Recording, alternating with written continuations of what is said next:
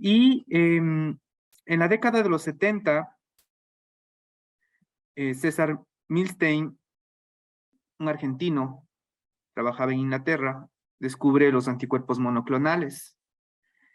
Los anticuerpos monoclonales vienen a revolucionar muchísimo la terapéutica del cáncer, porque cambian el objetivo de lo que era la quimioterapia a lo que ya era una terapia específicamente que buscaba una reacción inmunitaria, identificaba células y no era tan general como la quimioterapia se venía buscando.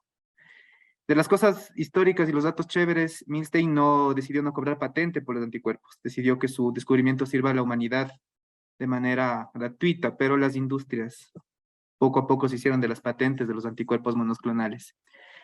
Dicho esto, era una introducción porque la charla de hoy día da la licenciada Francisca Morales, es enfermera de cuidado directo, trabaja en el área de quimioterapia ambulatoria y nos va a dar la charla premedicación en quimioterapia y anticuerpos monoclonales. Su tutor ha sido el doctor José Castillo, que está aquí acompañándonos. Así que bienvenida, licenciada, y siga. Buenos días con todos. Mi tema, como ya lo dijo el doctor Puente, es la premedicación en la quimioterapia y los anticuerpos monoclonales.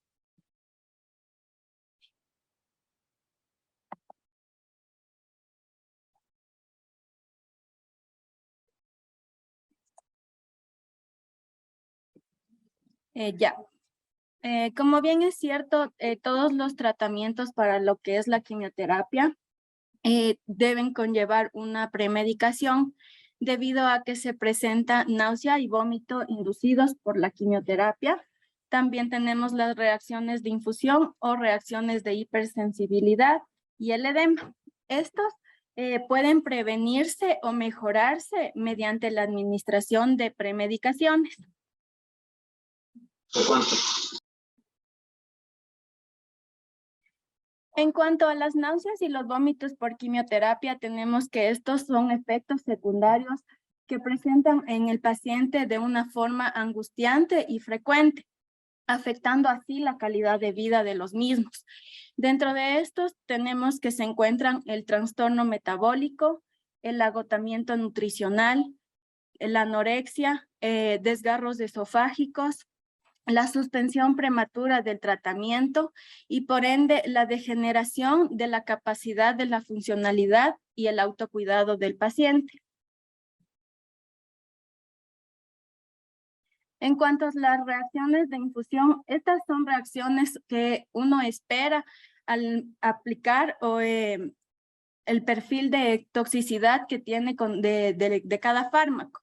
Estos pueden variar de leves a graves, teniendo así entre los leves como los sofocos, la picazón, fiebre y hasta escalofríos.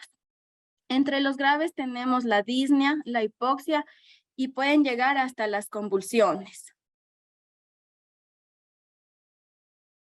Dentro del edema, este es un evento adverso que puede presentarse luego de la administración, principalmente en los taxanos.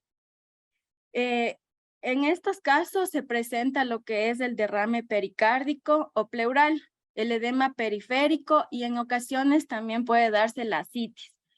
Se ha demostrado que la premedicación con corticosteroides es eficaz en estos tratamientos, tomando en cuenta unos 3 días de la administración de la medicación. En cuanto a la quimioterapia intravenosa, tenemos que dentro de las náuseas y vómitos inducidos por esta, también tenemos 2 tipos de clasificaciones. Una que es según la guía de NCCN, que es la quimioterapia, entre las náuseas y los vómitos la clasifica de 4 maneras, que puede ser altamente emetógena con sobre los 90%. Moderadamente emetógena en un 30 a 90% y poca emetógena de un 10 a un 30% y un mínimo de menos un 10%. También tenemos en la otra guía ESMO que la clasifica de 3 maneras, que pueden ser anticipatorios, en progreso y refractarios, viendo así que los anticipatorios pueden darse ocurren dentro de los primeros días antes que comience la quimioterapia. El progreso se da dentro de los 5 días posteriores a la administración, ya teniendo antieméticos profilácticos, o sea, como de rescate. Y el refractario significa que persiste además de ya tener estos medicamentos y puede llegar a ser crónico. Dentro de la profilaxis que tenemos para la náusea y el vómito inducido por la quimioterapia, como les dije, tenemos 4 clasificaciones. En la altamente metógena hay una fase aguda y una fase tardía. Dentro de la fase aguda tenemos como premedicación el ondansetron, la dexametasona y el aprepitant. En la fase tardía tenemos la dexametasona 2 a 4 días posterior al inicio del tratamiento con quimioterapia, y el aprepitant que se da antes y 2 días más de lo que ya recibió la quimioterapia. Dentro de los medicamentos que tenemos altamente metógenos se encuentra el carboplatino, el cisplatino, la ciclofosfamida, la dacarbazina, la doxorubicina y la ifosfamida, tomando en cuenta que varía entre las dosis, porque van a ver que más adelante les voy a comentar sobre los mismos medicamentos, pero no siempre son las mismas dosis. En la moderadamente metógena, igual tenemos una fase aguda y una tardía. Dentro de la fase aguda tenemos como premedicación el ondansetron, la dexametasona y el aprepitant. En la fase tardía, la dexametasona y el ondansetron, con el ondansetron de 2 a 3 días más después de la quimioterapia. Dentro de estos tenemos el carboplatino, la ciclofosfamida, la citarabina, la ifosfamida y el oxaliplatino.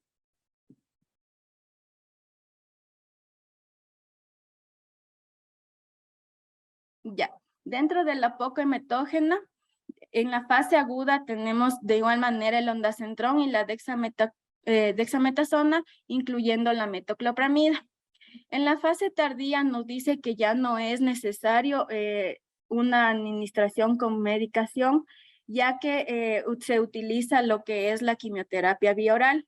Y para esta no hay mucha evidencia científica de que se demuestre que necesita una premedicación. Dentro de estos tenemos la citarabina, el docetaxel, el etopósido, el 5-fluoracilo y la gemcitabina. De los mínimamente hematógenos, en la fase aguda se recomienda lo que es la metoclopramida, y en la tardía no se recomienda administración de medicación. Dentro de los medicamentos que tenemos aquí está la asparaginasa, el bortezomib, el cetuximab, el daratumumab, el pembrolizumab, el rituximab, el trastuzumab, la vinblastina y la vincristina. En estos de mínimamente metógenos, como ustedes pueden ver, los he mencionado que son en su mayoría los anticuerpos monoclonales. Ya, dentro de las reacciones de hipersensibilidad, estas ocurren durante la infusión dentro de los posteriores días de administración o al momento de la administración. Los síntomas van desde leves a graves, teniendo así enrojecimiento, escalofrío, prurito y llegando a una anafilaxia con paro cardíaco. Entonces, para todo esto es la premedicación para evitar llegar a los síntomas graves, como les he mencionado. Esta incidencia varía según el medicamento y una correcta premedicación. Dentro de las estadísticas nos dice que la incidencia de una reacción de hipersensibilidad es menor a un 5% y puede ser de gran impacto en la efectividad de los tratamientos. Como les expliqué al inicio, el paciente puede, debido a estos trastornos bruscos, puede terminar el tratamiento a temprana edad. Una evaluación para disminuir las reacciones de hipersensibilidad es valorar los factores de riesgo del paciente, el riesgo de las reacciones de hipersensibilidad del agente anticancerígeno, los medicamentos concomitantes, la vía y velocidad de administración que utilizamos y la optimización de los medicamentos profilácticos.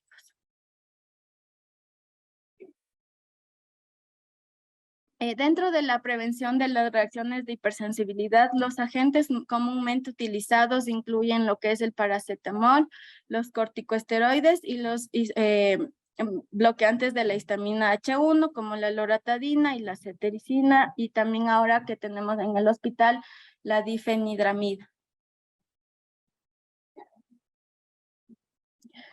Tenemos los factores de riesgo que se presentan no modificables y modificables.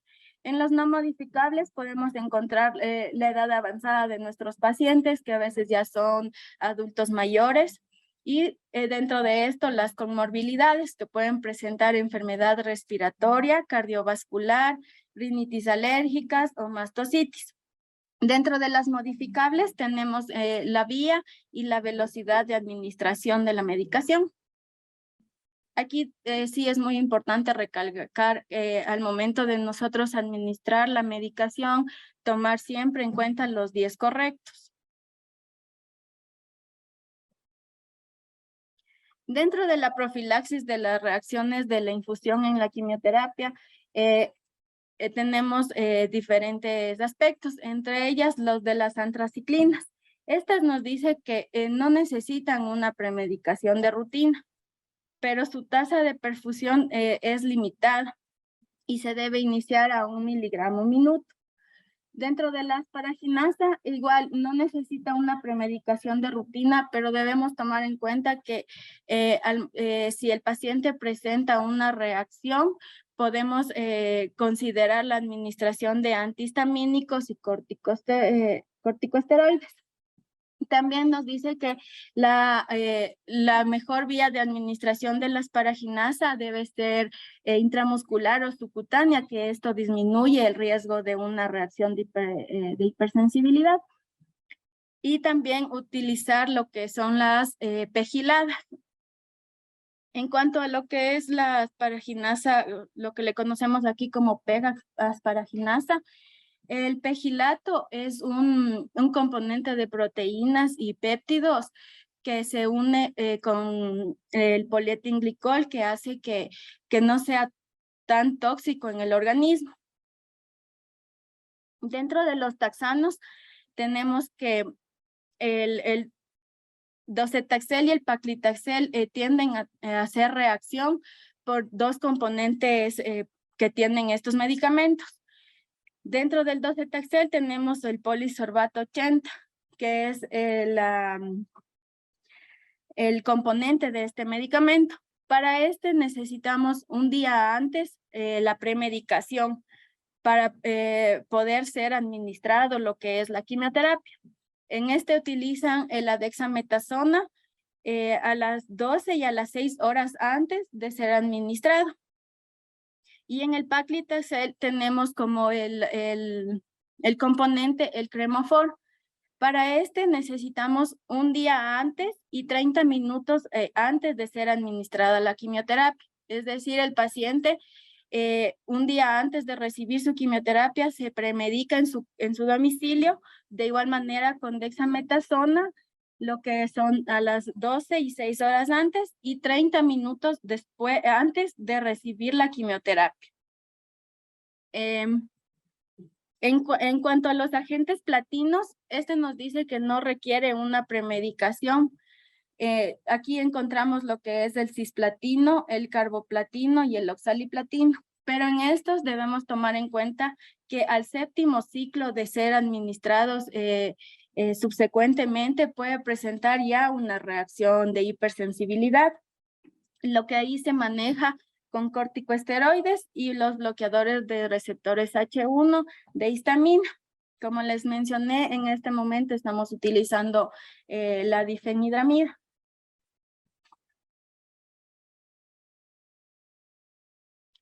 Ya. Ahora les voy a comentar algo sobre lo que es los anticuerpos monoclonales. Este nos dice que los anticuerpos son moléculas que se producen en el cuerpo para combatir gérmenes. Estos anticuerpos son producidos en laboratorios para tratar cáncer y otro tipo de enfermedades. Lo que hacen es bloquear, marcar y transportar. En bloquear, lo que hacen estos medicamentos es bloquear las moléculas de las células cancerígenas que necesitan ser eliminadas en cuanto al cáncer. Van también a marcar células cancerosas para que el sistema inmunitario las elimine y transportar sustancias que dañan las células cancerosas. Una nomenclatura en cuanto a los anticuerpos monoclonales o cómo reconocerlos es lo que tenemos aquí. El nombre lo puede poner el fabricante. Y tenemos también un listado de cómo reconocer cuando son de tumores, de sistema inmune, de bacterias, cardiovascular, de hongos, interleucinas, neuronas, huesos y virus. También su origen, que puede ser humanizado, puede venir de los ratones, humano y quimérico. Y el tipo de anticuerpo que puede ser monoclonal o policlonal. Nosotros aquí utilizamos lo que es el humanizado y el quimérico. Ya. Dentro de los anticuerpos monoclonales nos dice que el mayor riesgo de reacciones de hipersensibilidad se observa dentro de la primera o la segunda dosis administrada. Para reducir esta incidencia, la gravedad de estas es primero iniciar un ritmo más lento y aumentar la dosis para las posteriores administraciones según tolere el paciente. Dentro de los humanizados tenemos al bevacizumab y al trastuzumab. Estos no necesitan una premedicación, pero lo que sí es importante tomar en cuenta la tasa de infusión. La primera dosis se va a administrar a más de 90 minutos. La segunda dosis entre los 60 a 90 minutos y las dosis posteriores pueden darse a partir de los 30 minutos. Dentro de los quiméricos tenemos el rituximab y el cetuximab. Para el rituximab necesitamos una premedicación de 30 minutos antes con paracetamol, el antihistamínico y el corticoide. Ahora estamos utilizando también lo que es rituximab subcutáneo. Para esto el paciente ya tuvo que haber recibido el intravenoso y según esa tolerancia el paciente puede recibir subcutáneo. En el cetuximab tiene una tasa de infusión de la primera dosis, se maneja de más de 2 horas y las posteriores ya pueden ir de 1 a 2 horas. En este se utiliza lo que es la dexametasona, la difenidramida. Previo a esto debe ser de 1 hora a 30 minutos antes de la administración. En cuanto al daratumumab, que también es un medicamento quimérico, la administración se debe hacer 30 minutos antes. Este se lo realiza con acetaminofén y corticosteroide. Se debe dividir la dosis en 2 días con su respectiva premedicación en cada administración. Y también se debe considerar los broncodilatadores en pacientes con enfermedades pulmonar obstructiva crónica.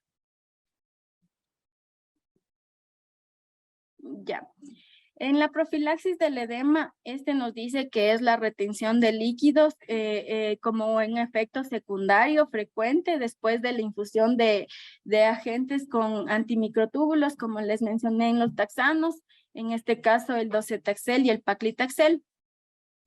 Se desconoce el mecanismo exacto por el cual se produce esta retención de líquidos. Sin embargo, se ha propuesto que el docetaxel aumenta la permeabilidad de los capilares provocando un síndrome de fuga capilar. Es de ahí que viene la gravedad de la retención de estos líquidos, que está relacionada también a la acumulación de la administración.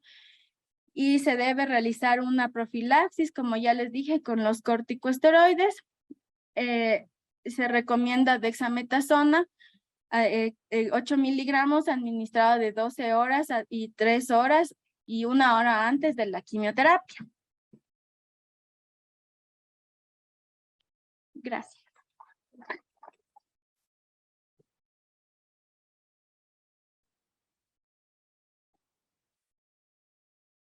Agradecemos a la licenciada. Tal vez preguntas en el auditorio. Yo tengo una pregunta. Describían que en la profilaxis para las reacciones inmunitarias, o inmunológicas, perdón, daban paracetamol y después ponían corticoides y antihistamínicos. ¿Cuál es el principio de esto, de usar el paracetamol, tal vez farmacológico? No sé, Pepe, ¿puede ayudar? Bueno, felicitaciones, artista, muy buena institución. Hay que llevarse a la casa ciertos mensajes. Yo creo que la palabra premedicación no tan solo pensemos, lo vamos a pensar como inhibir o evitar una reacción anafiláctica. Premedicación es todo lo que requiere poner antes de administrar un medicamento antiinflamatorio. ¿Sí? De estos, como vieron, involucran corticoides, involucran antiinflamatorios, esteroidales antiinflamatorios, antihistamínicos. O sea, hay algunos medicamentos que se utilizan para inhibir náusea, vómito, reacciones de hipersensibilidad, edema, y dentro de las características específicamente con algunos anticuerpos priméricos como el rituximab, el efecto que este produce es que puede producir fiebre durante la administración, ¿sí? Y aparte el dolor que puede producir posterior a la administración. Es por eso que evitamos, es por eso que prescribimos este medicamento, el paracetamol, sabemos su efecto antipirético y analgésico que tiene, y su buena tolerancia, es bastante inocuo, y es uno de los medicamentos que está prescrito como una premedicación. ¿Sí? Así que eso es importante llevarse a casa. No solo premedicación significa corticoides, sino todo lo que el paciente requiera previo a la administración del medicamento para evitar efectos adversos. ¿Sí? Náusea, fiebre, vómito, edema, reacciones de hipersensibilidad. ¿Sí? Así que es por eso que recibimos con estos ciertos medicamentos el paracetamol. Gracias, Pepito. Entonces, si el paracetamol se da para premedicación en quimioterapias, vean que es bien bueno, entonces no solo es porque nos hacen memes de los médicos que solo basta aprender a recetar paracetamol y ya está, porque para todo mandan. Es muy buen medicamento, es muy buen fármaco. Sí sirve hasta para premedicar en la quimio, entonces sirve para muchas otras cosas. Pregunta allá atrás, dicen.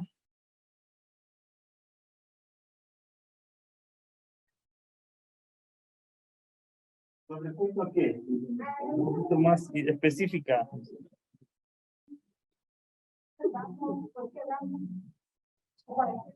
Bueno, el uso de anticuerpos monoclonales ahorita es casi habitual dentro del tratamiento del cáncer, ¿sí? Así que obviamente cada tipo de tumor, cada indicación, cada expresión molecular en cáncer, eso es un indicativo de usar o no, ¿sí?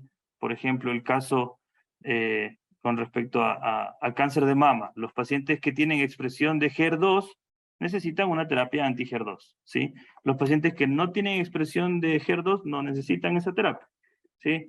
Por ejemplo, en el cáncer de ovario, ahí utilizamos, sin tener una expresión de algún marcador, algún biomarcador, utilizamos el bevacizumab. O sea, es una evolución en el tiempo, entendiendo cada vez más el mecanismo de progresión del tumor, como por ejemplo sabemos que los tumores de ovario, de peritoneo, de colon tienen un alto potencial de expresión de una molécula que se llama factor de crecimiento endotelial vascular. Si tienen una alta expresión de eso, ¿qué es lo que hace la ciencia? Tratar de buscar algo que inhiba el factor de crecimiento endotelial vascular, que son los antiangiogénicos, como el bevacizumab, ¿sí? El aflibercept, que son medicamentos antiangiogénicos que si el cáncer expresa algo hay que atacar. Si el cáncer expresa otra molécula o otra vía de crecimiento hay que utilizar. Y es ahí donde los anticuerpos monoclonales, inmunoglobulinas, inmunoterapia y todo esto están entrando a ganar muchísimo terreno, y ya la quimioterapia, si bien todavía no podemos decir que va a desaparecer la quimioterapia, porque no creo que nunca llegue a desaparecer, pero se está compartiendo un poco en el protagonismo del tratamiento del cáncer. No sé si algo, o sea, un poco general, es muy amplia la pregunta.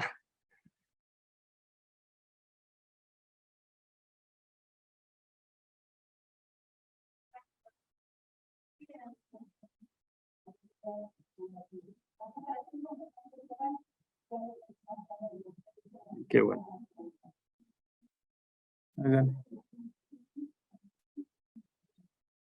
Gracias, buenos días. Primero, pues felicitarle a la compañera por su exposición. Y mi pregunta es, ¿qué tan factible sería para nuestros jugadores que bien tendrían los hospitales? Sabemos que no es la mayoría, pero sí es un número considerable en que ellos entran y comienzan con sus puntos. Yo pensaría de que tal vez una planificación antes de que yo le pueda canalizar y posiblemente sean los médicos los que nos hagan ese seguimiento, ¿no? Como decía, no es no es en todos nuestros niños. Eso y otra cosa, ¿qué tan bien puede ayudar el hecho de que nosotros nos vamos a esto de que por favor venga a Estados Unidos? O de camaración chicle, sabiendo que hoy por hoy el chicle está considerado, y hay un estudio muy bonito que hizo el hospital de Delaware, en donde dice que el chicle pues ayuda especialmente a este tipo de pacientes antes del ingreso cuando son muy jóvenes. Bueno, existen muchas estrategias al momento de la náusea anticipatoria, que es a la que usted se está refiriendo, licenciada. El medicamento de elección en el manejo de la náusea anticipatoria es la olanzapina. Si bien es un medicamento que lo tenemos dentro de nuestro mercado de farmacia, es un medicamento que no está de uso común en el cuadro nacional básico de medicamentos. No lo tenemos como un medicamento dentro del cuadro. ¿Sí? En la parte pediátrica, malaria, no estoy seguro las recomendaciones, ¿sí? Si se lo puede hacer, ya qué dosis se lo haga, no lo sé, lo desconozco en la parte pediátrica, pero en pacientes adultos tiene muy buenos resultados la olanzapina, dando un día previo a que el paciente ya empiece su tratamiento. Eso es de la parte farmacológica. Y de las medidas no farmacológicas, sí, exactamente, las cosas cítricas, el hielo, puede disminuir un poco la sensación y la producción de náusea. El chicle también es verdad. Hay otros mecanismos, por ejemplo, como la aromaterapia, la musicoterapia, que están dentro de las estrategias descritas como mecanismos para disminuir el riesgo de náusea anticipatoria en domicilio y en la sala. Por eso, dentro de nuestras primeras luchas en la sala de quimio ambulatoria es tratar de que el paciente esté con música, porque eso ayuda a la relajación y a disminuir las tasas y porcentajes de náusea.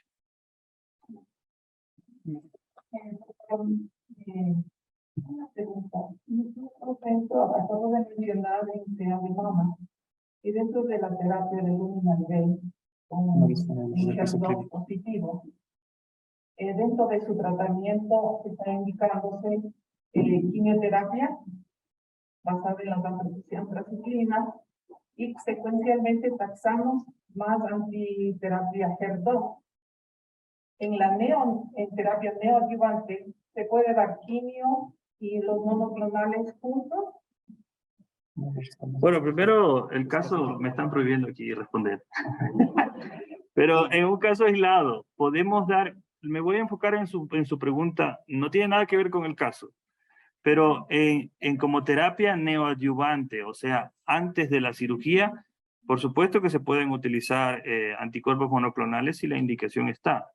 Es indicativo, si tenemos alguna expresión de algún target para utilizar anticuerpos, se puede utilizar, ¿sí? No es el caso que les estoy diciendo, no tiene nada que ver con el caso de su examen. Dice, ¿Sí?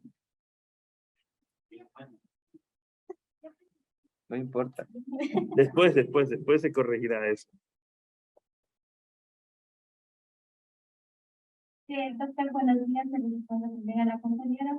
En caso de que no había presentación y nosotros necesitamos... ¿En caso de qué? Pero no le escuché, Carmita. Legislativo. Ya. Administración de impactos del comercio y marítimo de Bueno, les repito, todo lo que se administre antes es premedicación, ¿sí?